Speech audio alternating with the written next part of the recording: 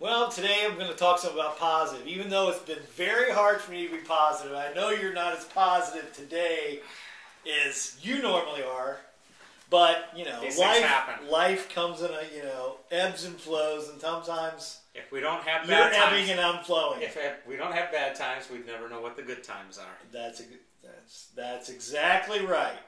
Yes, Grasshopper. You need to go low. Of course, I'm not really. Anyway, long story short is, I was starting to be heartened as the military, I think, is finally shaking off. It's finally picking up the beat where Democrats and Republicans, they can't decide anything, so the military says... Stepping forward. They're stepping forward. They're saying... With 4 stars. Well, in a bunch of different areas. That's like a whole constellation, people. Yeah, we got a bunch of 4 stars out there. And they've looked around and said, America's ruining itself. And we're spending too much money on guns and not enough on butter. And I think the Air Force and probably the military is recognizing that. They stepped forward on the don't ask, don't tell policy, shaking off all politics. And basically... A coup is coming, isn't it? God, you can only hope. You can only hope. I think that's really, sometimes that is our only hope. Well, you wouldn't want it to happen in other countries, but this one, I think, You'd have a hard time commanding the military if you weren't able to command the respect of the people. And the people respect the military. They don't argue. In other words, if the military says, we might be spending too much money or we might be part of the problem as a deficit. Really? Yes. This is what happens while the children in Congress are playing around at pointing fingers, and the people who have to point the guns say, "Okay, this is a real game here, and let's play it." That's right. And wake up. They stand up and say what needs to be said.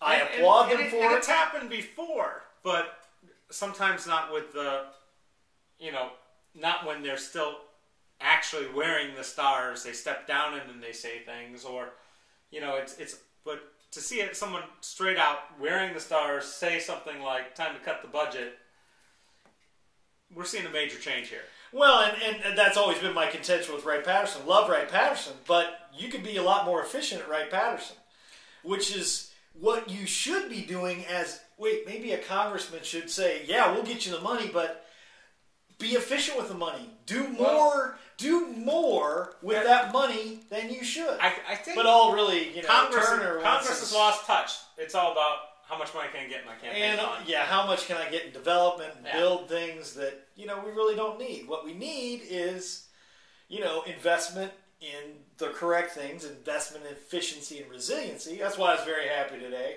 Yeah. I got pointed on the thorium reactors. That was another...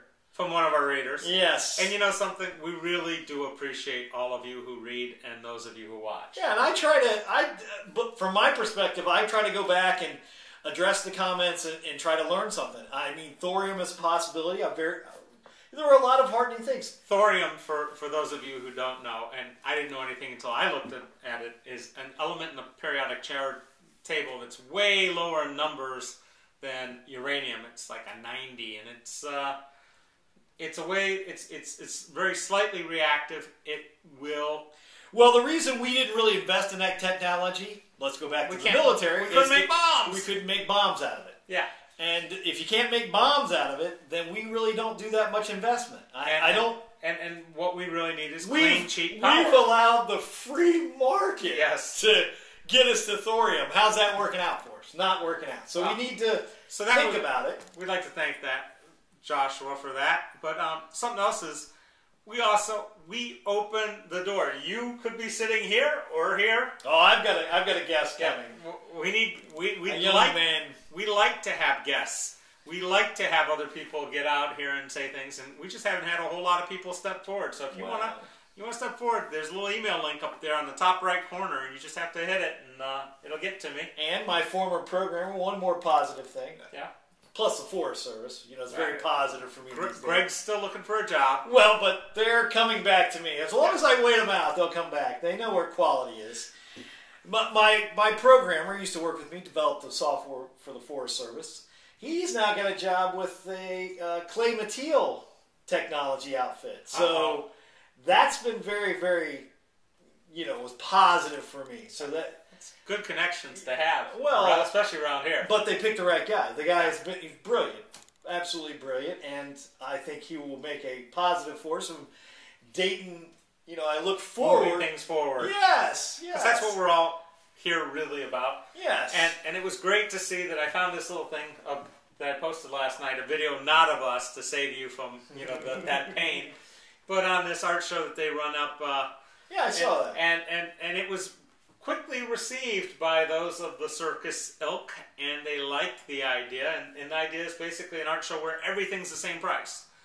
And it had amazing turnout in, I think it was from Vancouver. I'm drawing a blank right now. But if you spend some time in Vancouver, you might draw a blank every once in a while. But, you know, the idea was accessible art, and it drew huge numbers of people. And they tried to do something like that here, $50, 50 artists. But this was a little cooler, and they're going to try to implement it here. And there's nothing wrong with stealing good ideas from other places. I'm all about that. That's right. Bill Gates did it. Why can't we? Yeah. So, all right. Have a good day. Geez, I'm positive I whistle while I work. Who are you, and what did you do with Greg Hunter?